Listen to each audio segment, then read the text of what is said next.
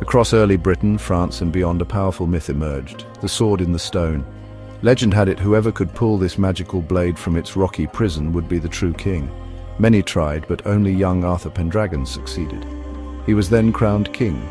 In the earliest versions of the legend, King Arthur has two legendary swords. The first is the sword he pulled from the stone, which signified his right to rule. The other is Excalibur, which was given to him by the Lady of the Lake. In some later versions, and especially modern ones, the two are combined into a single sword. In these adaptations, Excalibur is often the sword Arthur pulls from the stone, or, alternatively, Arthur receives a new Excalibur from the Lady of the Lake after breaking the original sword in battle.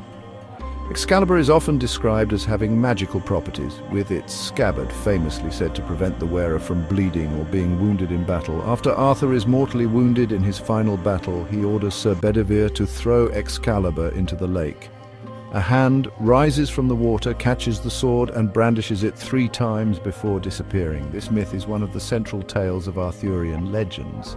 King Arthur and his Knights of the Round Table became solidified in British mythological history, representing ideals of chivalry and knighthood. The historicity of King Arthur has been debated by both academics and popular writers. While there have been many claims that King Arthur was a real historical person, the current consensus among specialists on the period holds him to be a mythological or folkloric figure.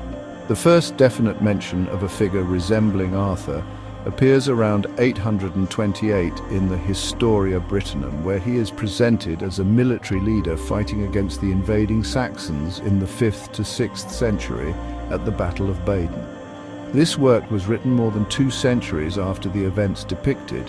He develops into a more legendary figure in the matter of Britain from the 12th century onwards, largely due to Geoffrey of Monmouth's influential but highly fictional Historia Regum Britanniae.